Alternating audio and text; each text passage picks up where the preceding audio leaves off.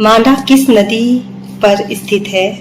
तो मांडा जो है वे चिनाब नदी पर स्थित है। हड़प्पा की सभ्यता का प्रमुख स्थल रोपड़ किस नदी पर स्थित है? तो ये सतलज नदी पर स्थित है। सभ्यता में किस स्थान पर घरों में कुओं के अवशेष मिले हैं? तो मोहनजोदड़ो में मिले हैं।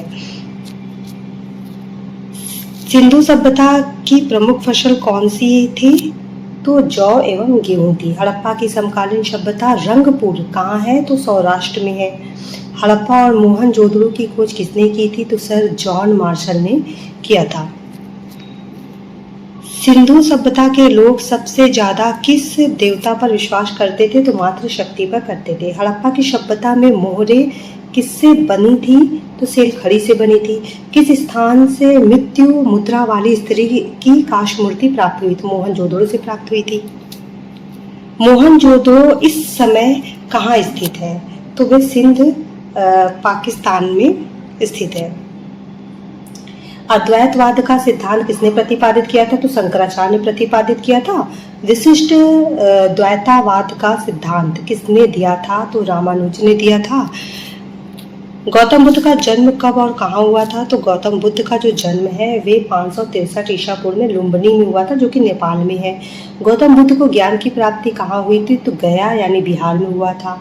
गौतम बुद्ध की मृत्यु कब और कहाँ हुई थी? तो 483 ईसा पूर्व में कुशीनगर में हुआ था, और 483 ईसा पूर्व में ही प्रथम बौद्ध संगीति का भी आयोजित हुआ था।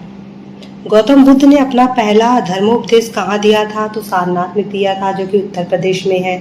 बुद्ध का शाब्दिक अर्थ क्या है? तो प्रकाशवान होता है। गौतम बुद्ध ने अपने उपदेश किस भाषा में दिए थे? तो पाली भाषा में दिए थे।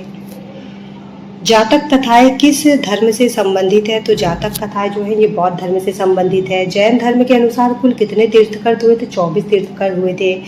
पुर्तगालियों ने अंग्रेजों को बंबई तहज के रूप में किस वर्ष दिया था? तो 1661 ईस्वी में दिया था। भारत में सबसे पहले आने वाले और सबसे बाद में जाने वाले यूरोपी कौन थे? तो पुर्तगाली थे। पुर्तगाली सबसे पहले आए थे और सबसे बाद में गए थे। पुर्तगाली साम्राज्य का वास्तविक संस्थापक किसे कहा जाता है? तो अल्बुकर्क को कहा जाता है। किस बंगाल के नवाब के समय प्लासी का युद्ध हुआ था? तो सिराजुद्दौला के समय में हुआ था। पानीपत की तीसरी लड़ाई मराठों की हार का सबसे अधिक लाभ किसको मिला था? तो ईस्ट इंडिया कंपनी को मिला था। मुगल साम्राज्य के अंतर्गत आने वाले प्रांतों में सर्वाधिक संपन्न राज्य कौन था? तो बंगाल था। इजारेदारी प्रथा किसने शुरू की थी? तो मुर्शीद कुली खान ने शुरू की थी। खेती के लिए किसानों को किसने अग्रिम ऋण देना शुरू किया? तो तकाबी ऋण। किसके शासनकाल में बंगाल भारत का सर्व कहा जाने लगा? अलीवर्दी खां के शासन में। किसने सरकारी खजाने का ट्रांसफर मुर्शिदाबाद से कलकत्ता किया था? तो वॉरेन हेस्टिंग्स ने किया था। किस एक्ट के बाद वॉरेन हेस्टिंग्स को बंगाल गवर्नर जनरल बनाया गया? तो रेगुलेटिंग एक्ट के बाद। प्रत्येक जिले में एक दीवानी और एक फौजदारी न्यायालय की स्थापना किसने की थी? वॉरेन हेस्टिंग्स ने की थी। 1773 ईस्वी में रेगुलेटिंग एक्ट के तहत वॉरेन हेस्टिंग्स ने कहाँ सुप्रीम कोर्ट का गठन किया था? तो कोलकाता में किया था।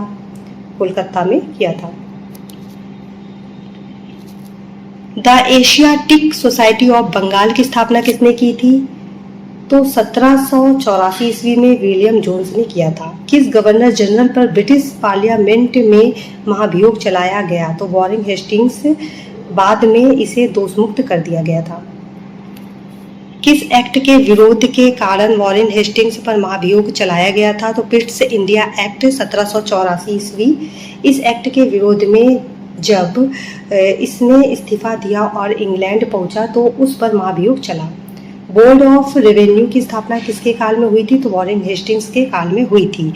लॉर्ड कॉर्नवालिस के समय अंग्रेजों से तिती आंग्ल मैसूर युद्ध किसके साथ हुआ था? तो टीपू सुल्तान के साथ हुआ था।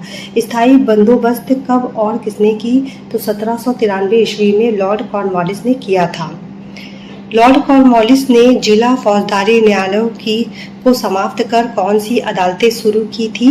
तो भ्रमण करने वाली अदालत बंगाल में 3 और बिहार में 1।